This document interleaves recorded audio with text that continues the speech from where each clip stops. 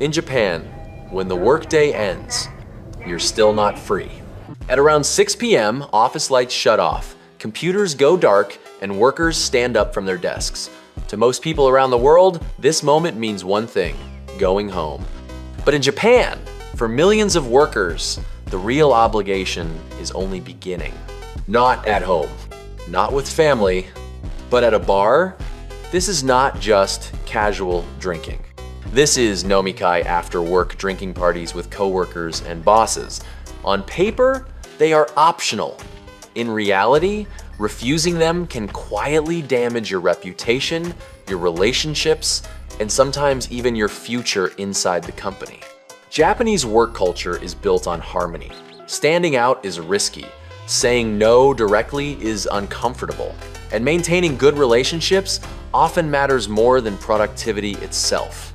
Because of this, when your boss asks, "Do you want to go for a drink?" the question isn't really a question. It's a test. If you say yes, you're cooperative. You're part of the group. If you say no, even politely, you may be remembered as distant, cold, or not fully committed. And this pressure is never written anywhere. No contracts, no rules, just expectations. What makes nomikai even more unsettling is their strange purpose. In the office, hierarchy is absolute. You speak carefully, you avoid conflict, you hide your true opinions, but once alcohol is involved, those rules suddenly disappear.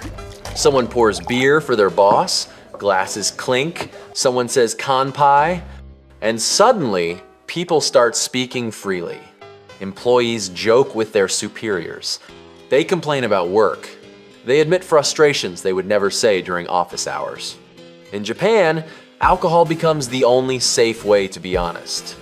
This creates a disturbing contradiction. To survive in a rigid system, you must temporarily escape it by drinking. And it rarely stops at one bar.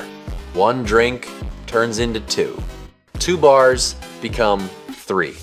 The night stretches on while the last trains approach midnight. Many workers miss the final train home. Some sleep in capsule hotels, others in internet cafes. Some even pass out on benches or sidewalks, not because they want to, but because the system quietly expects them to endure it. Then, just a few hours later, they wake up and return to work.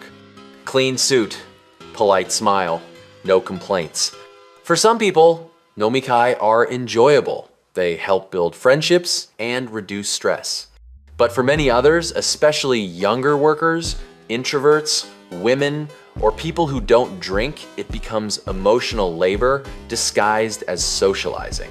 Work already consumes their day. Nomikai consume their night. There is no clear boundary between professional life and private life.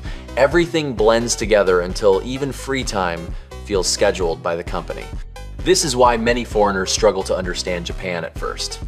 On the surface, it looks efficient, respectful, and perfectly organized. But underneath, there are invisible rules that shape behavior far more strongly than laws ever could.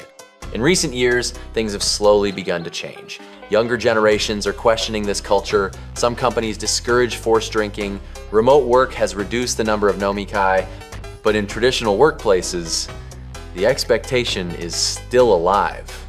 And that's what makes it a trap. Not because people are forced to drink, but because they are trained to feel guilty for wanting to go home.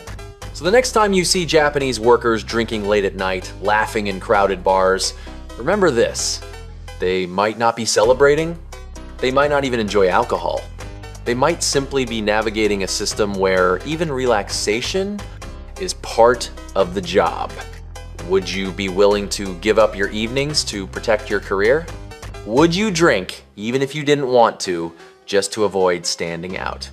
In Japan, the most dangerous pressure isn't force, it's expectation.